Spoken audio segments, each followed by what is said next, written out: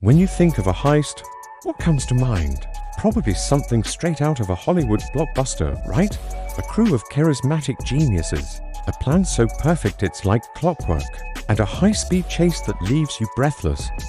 But what if I told you that the wildest, most unbelievable heists didn't happen on a movie set? They happened in real life, and their stories are so daring they've become legends that we're still talking about today.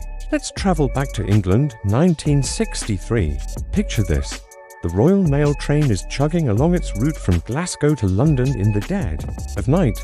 Suddenly, the train grinds to a halt.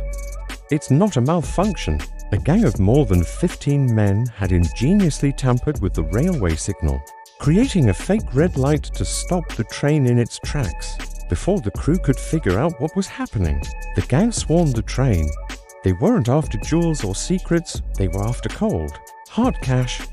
They made off with over £2.6 million. Now, that might not sound like a movie-level score, but in today's money, that's the equivalent of hundreds of millions of dollars. It was an audacious and meticulously planned operation.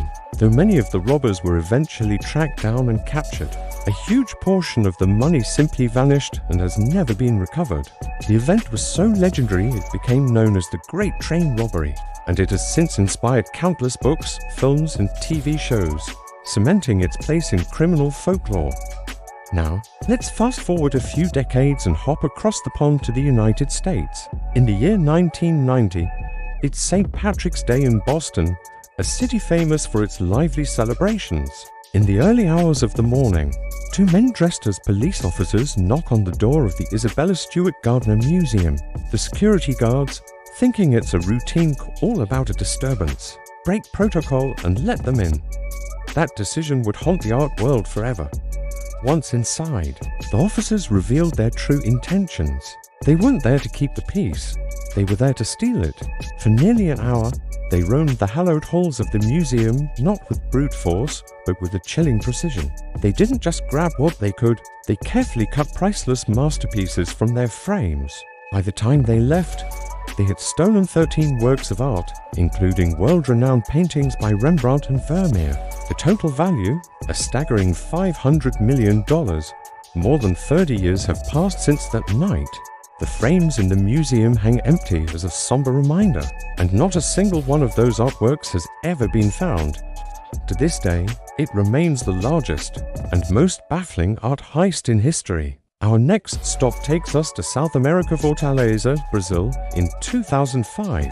This heist wasn't about speed or disguise, it was about sheer, unbelievable patience and engineering. A criminal gang came up with a plan that sounds like something out of a cartoon. They rented a house near the Banco Central, the central bank. To any neighbor, they just looked like they were running a small business selling artificial grass. But beneath the surface, something incredible was happening. For 3 long months, working in shifts around the clock, they excavated a tunnel, complete with lighting and ventilation, stretching over 70 meters long, right under a busy city street. Their destination, the bank's vault. When they finally broke through the reinforced concrete floor, they hit the jackpot.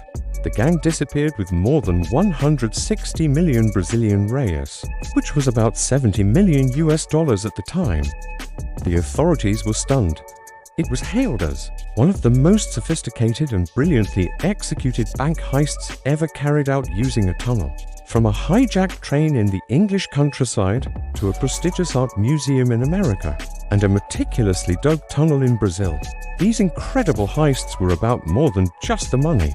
They are fascinating, almost unbelievable displays of human ingenuity and audacity, albeit for all the wrong reasons. They've left behind legacies of intrigue and mysteries that continue to puzzle investigators and capture the public's imagination decades later. It really makes you wonder, doesn't it?